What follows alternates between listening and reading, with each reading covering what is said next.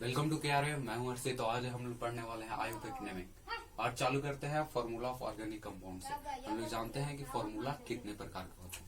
तो यहाँ पे हम लोगों ने फॉर्मूला के दो टाइप्स लिखे हैं, एक मॉलिक्यूलर फॉर्मूला और एक स्ट्रक्चरल फॉर्मूला। स्ट्रक्चरल फॉर्मूला भी बहुत तरह के होते हैं, जैसे कि पहला हो गया स्केलेटन फॉर्मूला, फिर होता है कंडेंस्ड फॉर्मूला और बहुत तरह के इलेक्ट्रॉन डॉट फॉर्मूला। हम स्केलेटन फॉर्मूला के एक एग्जाम्पल लेते हैं। तो यहाँ पे देखिए पेंटेन लिए हैं। पेंटेन को ऐसे हम स्ट्रक्चर में लिखते हैं, ये स्केलेटन फॉर्मूला हो गया। दूसरा हमारे पास है कंडेंस्ड फॉर्मूला। ये बिल्कुल स्केलेटन फॉर्मूला से ज्यादा डिफरेंट नहीं है, लेकिन सेम की तरह ही है। तो देखिए कंडेंस्ड फॉर्मूला के हम लोग एग्जांपल लेते हैं। एग्जांपल में वही पेंटेन लिखते हैं। तो पेंटेन में देखिए CH3 CH2 CH2 और CH3। इसको कंडेंस्ड फॉर्मूला में ऐसे या फिर आप ऐसे भी लिख सकते हो, ठीक है। और दूसरा है हमारा बॉन्ड लाइन। ये न्यू आपको लग सकता है बॉन्ड लाइन फॉर्मूला, लेकिन ये भी होता है।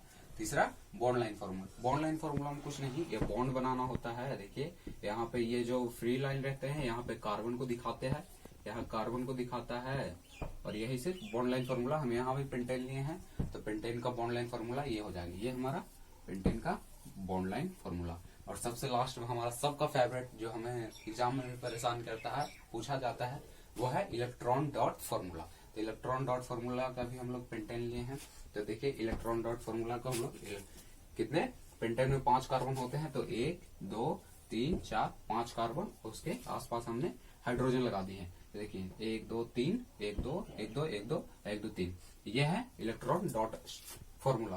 तो ये सबसे ज्यादा पूछे जाते हैं, इस पे ज्यादा फोकस किया जाए। ये कम भी कीजिएगा फोकस तो चलेगा, और ये तो आप हमेशा लिखते रहते हैं, तो इसका प्रैक्टिस तो हो जाएगा। ये नहीं भी लिखेगा तो चलेगा, लेकिन इसका प्रैक्टिस एग्जाम के लिए जरूरी है। तो आगे हम लोग देखते हैं कि नेमिंग कैसे करते हैं आयुपैक नेम का। अब हम लोग नोमेनक्लेचर को देखते हैं। नोमेनक्लेचर कुछ नहीं है भाई, ये nomenclature simple technique of giving name to organic compound. Organic compound का जो हम नेमिंग करते हैं उसी को हम नोमेनक्लेचर कहते हैं। नोमेनक्लेचर को डायरेक्ट आप nomenclature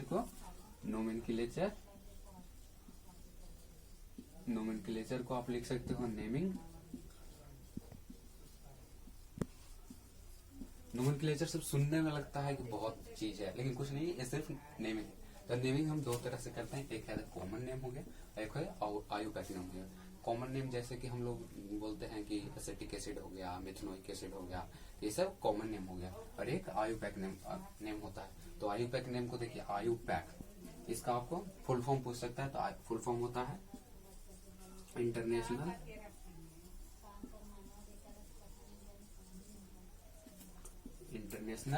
union of pure and applied chemistry. तो आयुपैक है क्या? तो आयुपैक कुछ नहीं है, एक ऑर्गेनाइजेशन है जो तय करता है कि हम कोई भी ऑर्गेनिक कंपाउंड को नेमिंग कैसे करेंगे। पहले के समय में ऐसा होता था कि अलग अलग जगह पे अलग अलग कंपाउंड का निकला, डिस्कवरी हुआ, तो सब अपने तरह से नेम उसका कर देते थे। तो लोगों को उसको पहचानने में बहुत प्रॉब्लम होता था। तो एक आयुपैक बैठाया गया, स्टेब्लिश किया गया, जहाँ पे तय किया गया कोई भी ऑर्गेनिक कंपाउंड का हम नेमिंग कैसे करेंगे। तो आयुपैक ने कुछ नेम्स दिए थे, रूल्स दिए थे, उसके हिसाब से किसी भी ऑर्गेनिक कंपाउंड का नेमिंग होता है। तो आयुपैक का नेम का हम पूरा पढ़ेंगे, कोई क्या होता है, कैसे करेंगे, उसका रूल्स, हम फंक्शनल ग्रुप का देखेंगे, इसका देखेंगे, और पूरा ऑर्गेनाइजेशन का कैसे देता है, रूल्स हम पूरा पढ़ेंगे। आगे देखते हैं। हम लोग आयुपैक नेमिंग करने जा रहे हैं, तो किसी भी आयुपैक नेमिंग करते हैं किसका, ऑर्गेनिक कंपाउंड का।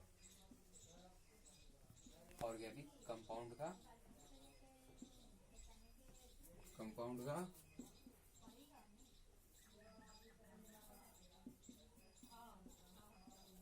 IUPAC naming. तो किसी भी ऑर्गेनिक कंपाउंड का हम आयुपैक नेमिंग करते हैं, तो हम सब जानते हैं कि ऑर्गेनिक कंपाउंड में क्या होते हैं, कार्बन एटम्स होते हैं। तो उसी कार्बन एटम्स को जितने कार्बन एटम्स होंगे उसके हम रिप्रेजेंट करेंगे। अगर एक कार्बन एटम होगा तो मिथ लिखेंगे, 2 कार्बन एटम हो तो इथ लिखेंगे, 3 कार्बन एटम हो तो प्रोप लिखेंगे, 4 कार्बन हो तो ब्यूट, 5 तो पेंट, 6 तो हेक्स, 7 तो हेप्ट, 8 का ऑक्ट, 9 का नॉन, 10 का डेक। यहाँ तक तो आपको सब बताते हैं, लेकिन हम आपके लिए स्पेशल लाए हैं। देखिए 11 के लिए क्या लिखेंगे, 11 आ गया तो उसके लिख लिए एंड डेक, आगे में लगा देंगे एन, और 10 का होता है डेक। 12 के लिखेंगे तो डोडेक, 13 का ट्राइडेक, 14 का टेट्राडेक, 15 का पेंटाडेक, 16 का हेक्साडेक, 17 का हेप्टाडेक, 18 का ऑक्टाडेक, 19 का नॉनडेक और 20 का इकोस। देखिए अब ऐसे में पूरा लिखते चल गया तो बहुत लंबा चल जाएगा। इसके लिए देखिए मैंने आपको 30 का भी दे दिया है। ट्राइकॉन्ट 31 का अगर लिखना होगा, जैसे कि 21 तक मैंने लिखा, अगर 22 का लिखना होगा तो क्या लिखेंगे, डो इकोस। अगर वही 31 का लिखना होगा तो हम लोग क्या लिखेंगे, एन ट्राइकॉन्ट।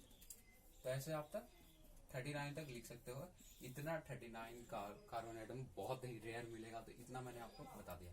इतना से ज्यादा आपको अभी कहीं नहीं मिल सकता। इतना तो आप मतलब कि क्लास में हीरो बन सकते हो भाई। इतना बता दिया किसी को, क्या है कहाँ से सीखा तो बताना कि यार ऐसे सीखा है। तो देखिए आगे हम लोग, और जैसे कि इसका तो हम लोग कार्बन एटम्स देख लिए, कार्बन एटम्स किसको रिप्रेजेंट करते हैं, कितने कार्बन एटम्स हैं, क्या लिखेंगे तो हमको कितने कार्बन एटम पता चलेगा। तो आगे चलते हैं कि हम लोग नेमिंग कैसे चलते हैं। इसका कुछ रूल्स एंड रेगुलेशंस होते हैं, कुछ प्रीफिक्स सफिक्स लगा के हम लोग किसी का। तो हमने कार्बन आइटम का नेमिंग देख लिया। तो अब देखते हैं कि नेमिंग अब हम लोग मेन था आयुपैक नेमिंग करना था। तो आयुपैक नेमिंग हम कंपाउंड के करते हैं डायरेक्ट। हम उसका कुछ स्टेप्स है हमारे पास। देखिए select the longest chain of carbon atom, जो भी हमारे पास कंपाउंड। देखिए मैंने यहाँ पर 2 एग्जाम्पल लिया है, इसको मैं आपको लाइव करके दिखाऊं। सबसे लॉन्गेस्ट चेन का कार्बन एटम को हम लोग सेलेक्ट करेंगे। तो देखिए यहाँ पे तो हम लोग आगे देखते हैं, पहले पूरा स्टेप्स देख लेते हैं। तो देखिए दूसरा numbering the carbon atom of parent chain, जो सबसे लंबा चेन होता है उसी को हम कहते हैं पेरेंट चेन, बाकी सबको सब्स्टिट्यूएंट चेन कहते हैं। तो सबसे लंबा चेन को हम लोग क्या कहेंगे, यहाँ पे पेरेंट चेन है तो इसको लॉन्गेस्ट चेन, ये क्या है पेरेंट चेन को हम लोग कहेंगे लॉन्गेस्ट चेन। फिर क्या है सब्स्टिट्यूएंट, नेम द सब्स्टिट्यूएंट, हम फिर सब्स्टिट्यूएंट का नेमिंग करेंगे। फिर क्या करेंगे, name the parent chain including functional group, फिर पेरेंट चेन का नेमिंग करेंगे और फिर फंक्शनल ग्रुप का नेमिंग करेंगे। तो देखिए मैंने कुछ एग्जांपल लिया है यहाँ पे, CH3 CH2 CH2 CH3। तो पहले क्या बोल रहा है कि सेलेक्ट लॉन्गेस्ट चेन। तो भाई यहाँ तो एक ही चेन है, सिंपल सा, ठीक। इसको सेलेक्ट कर लिया, चलिए इसको हमने सेलेक्ट कर लिया। फिर बोल रहा है numbering the carbon atom of parent chain, इसको नंबरिंग करते हैं। तो 1 2 3 4 हमारे पास कितने हैं, तो 4 कार्बन एटम हैं। फिर क्या बोल रहा है, नेम द सब्स्टिट्यूएंट, इसमें सब्स्टिट्यूएंट है ही नहीं, तो name the parent chain including functional group. तो इसमें फंक्शनल ग्रुप नहीं है, क्या नहीं है इसमें फंक्शनल ग्रुप नहीं है। फंक्शनल ग्रुप को छोड़ दो भाई, यहाँ वो पेरेंट चेन, तो पेरेंट चेन को जोड़ी कितना है, नेम करता है। तो 1 2 3 4 और 4 के लिए मैंने क्या बताया था, 4 के लिए ब्यूट और कितने बॉन्ड है, सिंगल बॉन्ड है, तो सिंगल बॉन्ड के लिए N, सब जानते हैं सिंगल बॉन्ड के लिए हम लोग N लिखते हैं। फिर दूसरा एग्जांपल देखो, दूसरा एग्जांपल में वो ऐसे करेंगे, लॉन्गेस्ट चेन को करेंगे। तो यहाँ पे काउंट करते हैं कि कौन सा सबसे लंबा चेन है। 1 2 3 4 5 6 7 8 है। फिर इधर एक और देखते हैं, 1 2 3 4 5 6 7 है, 7 1 2 3 4 5 6 7 वो भी था, 1 2 3 4 5 6 7 ये भी। फिर इधर से करते हैं 1 2 3 4, इधर तो 4 ही है, 1 2 3 4 5 6 7 8, इधर भी 8 है, 1 2 3 4 5 6 7 8, तो दोनों 8 इधर। यहाँ पर थोड़ा सा डिफरेंस चेंज करते हैं, देखिए CH2 और CH3। तो देखिए 1 2 3 4 5 6 7 8 9, तो 9 इसको हम सेलेक्ट कर लेते हैं। लॉन्गेस्ट चेन को हमने सेलेक्ट किया, चलो भाई हमने तो लॉन्गेस्ट चेन को सेलेक्ट कर लिया। फिर क्या है, numbering the carbon atom, carbon atom को नंबरिंग करो भाई, 1 2 3 4 5 6 7 8 9 हमने नंबरिंग कर दिया। तो यहाँ पे देखिए कि यहाँ पे 2 सब्स्टिट्यूएंट थे, यहाँ पे 3 है, यहाँ पे 5 है, तो इधर से भी नंबरिंग करते तो यहाँ पे भी 3 आता, तो सेम ही है, ठीक, तो यहाँ पे हम लोग अब इसका नेमिंग करते हैं। ठीक है, तो देखिए यहाँ पे कितना है, 1 2 3, यहाँ पे फिर 5, तो यहाँ पे लिखिए 3 5, यहाँ पे क्या है, मिथाइल है, तो यहाँ पे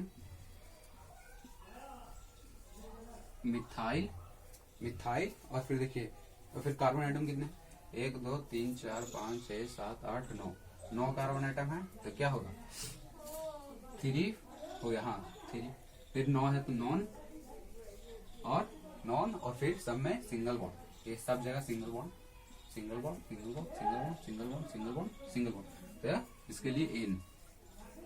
ऐसे लिए आप प्रैक्टिस कर सकते हो, ये प्रैक्टिस का चीज है, ऐसे आपसे नहीं होगा, तो प्रैक्टिस करने के लिए और कार्बन आइटम्स लीजिए और उसमें प्रैक्टिस कीजिए तो हो जाएगा।